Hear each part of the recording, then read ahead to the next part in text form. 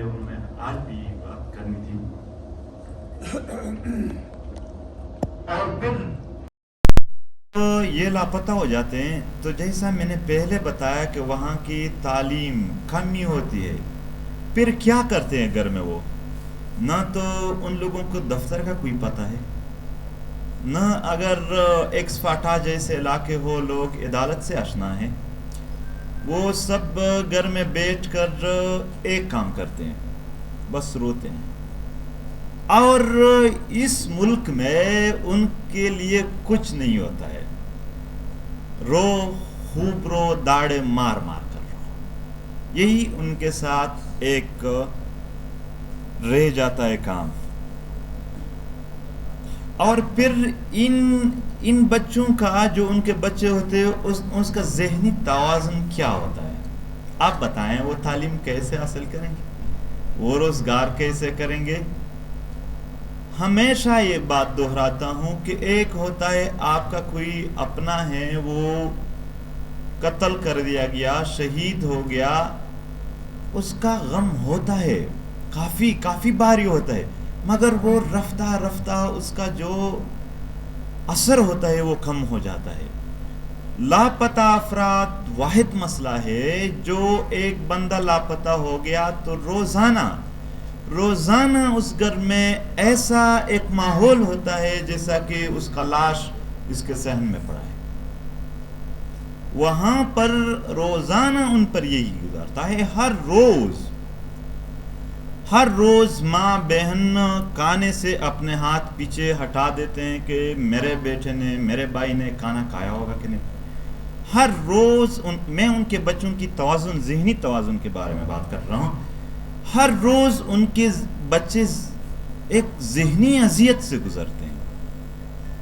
हमारा दोस्त है एहसानुल्लाह अफरीदी, इतना जुर्रत किया कि उन्होंने एमफिल कर दिया। उसका वालिद सालों से लापता थे, ज़िला खैबर से ताल्लुक़ रखते हैं, मगर एमफिल करने के बाद वो कभी भी जॉब के पीछे नहीं निकल पड़े। वो आज भी हर रोज़ अपने लापता वालिद को ढूंढने के पीछे निकलते हैं। ये उनके बच्चों का हाल होता है। बीवी का क्या हाल होगा? इस पेट्रियार्कल सोसाइटी में औरतों का क्या हाल है? यहाँ हम जब समीदीन को सुनते हैं, हमारे दूसरे बहनों को सुनते हैं, आप सोचें ये सिर्फ एक फर्द की बात नहीं है, ये हर उस घर की स्टोरी है जहाँ से कोई लापता हो गया है। यहाँ पर बात हो गई कि वो बेचारे शादियाँ भी नहीं कर सकते हैं। उस फैमिली की इजाज़त के बग़ैर सिर्फ इशारों में कहूँगा कि इस तरह वाक़या भी हुआ है कि कोई बंदा लापता है, साउथ वज़ीरिस्तान से था, वो लापता थे। 4 साल बाद उसके घर को कोई सरकारी मतलब लोगों ने कह दिया कि वो मारे जा चुके हैं। उसकी बीवी की शादी हो गई उसके दूसरा जो भाई था उसके साथ, मगर 2018 में, ये 2016 की बात थी, 2018 के बाद वो बंदा घर आया तो रात को, शाम के वक़्त वो औरत अपनी सास से पूछती है कि मैं कहाँ चला जाऊँ। ये वहाँ पर लोगों पर यही गुजरता है। माएँ क्या होती है? माँ की तो यहाँ पर वालिदैन हैं। अपने बच्चों के बारे में एक बार सोचें कि जब वो गायब हो तो वालिदैन पर क्या गुजरते हैं। और इसमें जो वालिद होता है या जो भाई रह जाता है उस पर क्या गुजरता है, क्योंकि रोज़ाना उनसे यही उम्मीद होते हैं कि ये बाहर गया है, कोई ना कोई ख़बर तो लाएगा। ये उनकी मैं ज़हनी कैफियत की बात कर रहा हूँ। अब आते हैं इनसे फ़ायदा क्या है। वो फ़ायदा बयान करते हैं। एक फ़ायदा है लोकल सतह पर, रिकॉर्ड मौजूद है हमारे पास।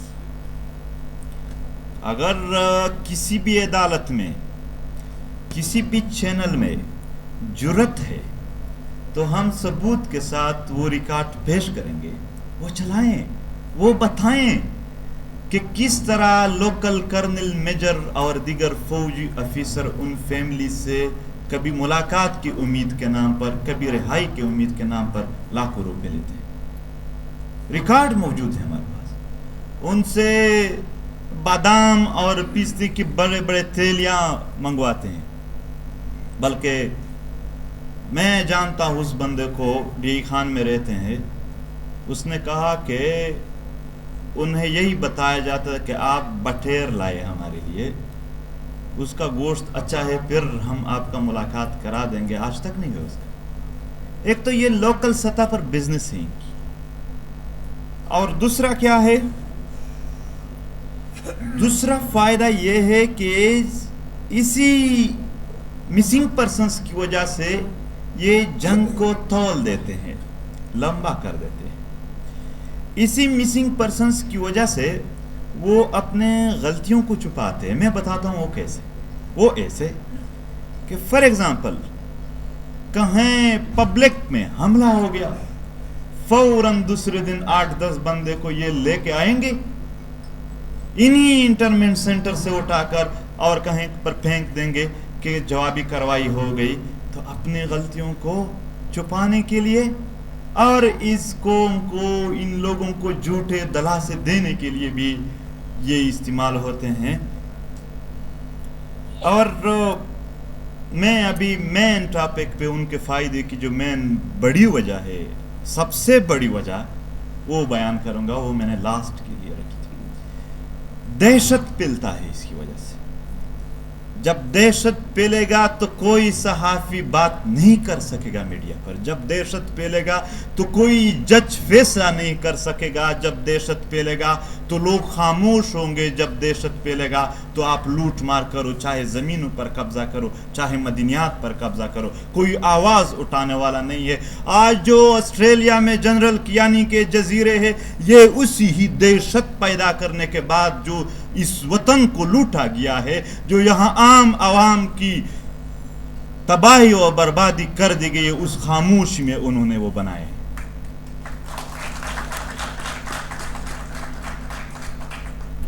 سب سے بڑا کاروبار ہے دہشت.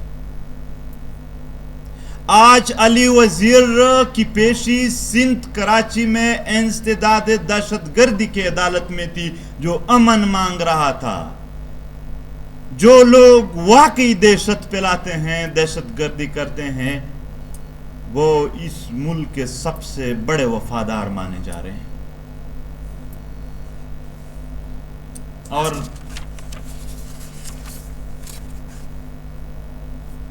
یہاں پر ایک اور بات، پیریفریز میں اس لیے بھی زیادہ ہوتے ہیں کہ وہاں پر سورس آف انفارمیشن کیا ہے. کوئی انڈیپینڈنٹ سورس آف انفارمیشن مجھے بتایا جائے جو بلوچستان سے، جو خیبر پختونخوا کے جنگ زدہ علاقوں سے رپورٹنگ کر رہا ہو، ماں سوائے D J S P R کی. صرف D J S P R کا بیان چلے گا، صرف وہی پٹی میڈیا پر چلے گی. کوئی انڈیپینڈنٹ سورس آف انفارمیشن ہے اس ملک میں؟ کچھ نہیں ہے. یہ ایک اور وجہ ہے کہ وہاں پر یہ زیادہ ہو رہا ہے. اور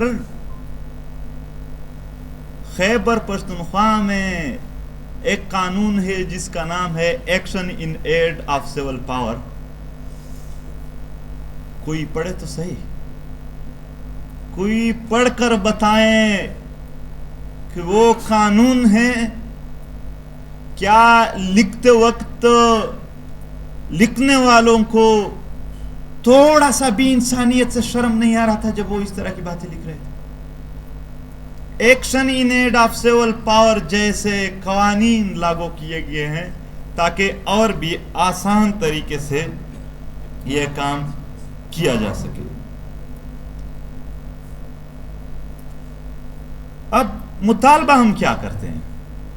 مطالبہ یہ ہے کہ کیا پاکستان کے فوج اور دیگر سیکیورٹی ادارے پاکستان کے آئین پر یقین رکھتے ہیں کہ نہیں؟ وہ بس اسی چیز کا جواب دے دے.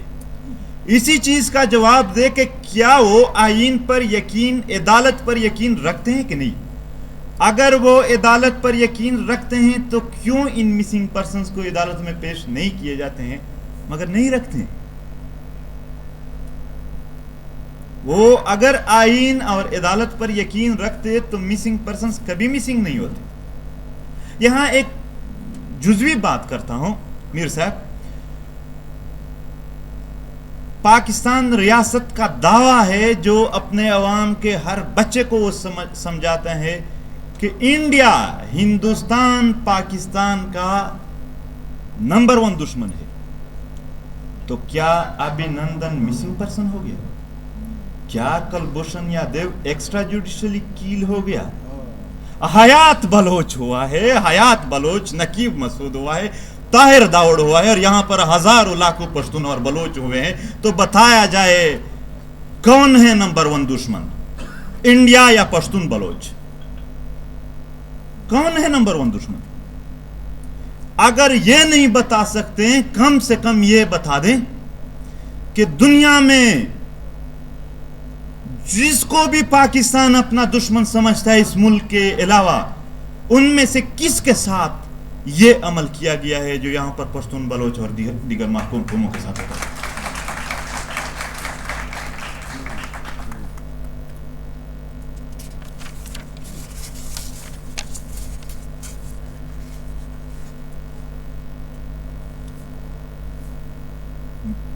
بنیادی انسانی حق ہے، یہ عدالت بنیادی انسانی حق ہے۔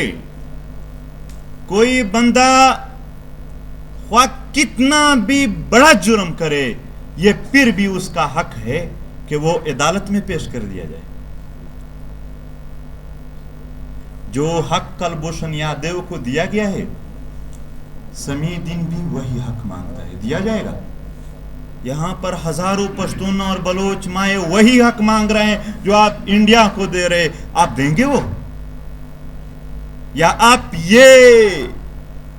یہ فکر، یہ سوچ، یہ تانا دلانا چاہتے ہیں کہ ابھینندن کا اپنا ایک سٹیٹ تھا، آپ کا کچھ نہیں ہے؟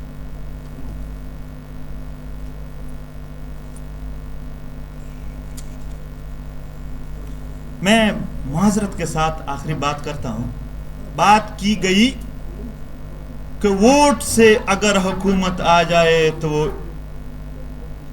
نمائندگی کرے گی۔ ہماری قسمت دیکھو، اب ہم جیسے ریچڈ آف دی ارتھ لوگوں کا، ہم جیسے بدقسمت لوگوں کا قسمت دیکھو کہ حکومت چاہے ووٹ سے آئے یا ووٹ سے، ہمارے لوگ مسنگ پرسن ہوتے رہتے ہیں، ایکسٹرا جوڈیشل مارے جا رہے ہیں، اور امید رکھتے ہیں کہ آئندہ نہ ہو جائے۔ آخر میں ایک گزارش ہے، یہ جو ہم پر حملہ کرنے کے لیے لوگ آتے ہیں، یہ یونائٹڈ آتے ہیں، پر ہم مقابلے کے لیے اکیلے جاتے ہیں۔ ہم مقابلے کے لیے اکیلے جاتے ہیں، بلوچ، سندھی، پشتون یا جتنی بھی محکوم لوگ ہیں، اپنے اتفاق اور اتحاد کو ترجیحی بنیادوں پر قائم رکھیں گے، مقابلہ کریں گے، قربانیاں آئیں گے، قربانیاں دیں گے، ریشو کسی کا کم ہوگا، کسی کا زیادہ، مگر صرف محکوم لوگوں کو ایک دلاسا دینا چاہتا ہوں، اگر پرسکون زندگی اور مطمئن زندگی گزارنا چاہتے ہو، وہ مزاحمت میں ہے۔ تمہاری عزت اگر اپنی زندگی کو بامقصد، باعزت اور پرسکون کرنا چاہتے ہو تو وہ محکومیت میں مزاحمت کے علاوہ کسی بھی راستے میں نہیں ہے۔ مزاحمت کریں گے، اور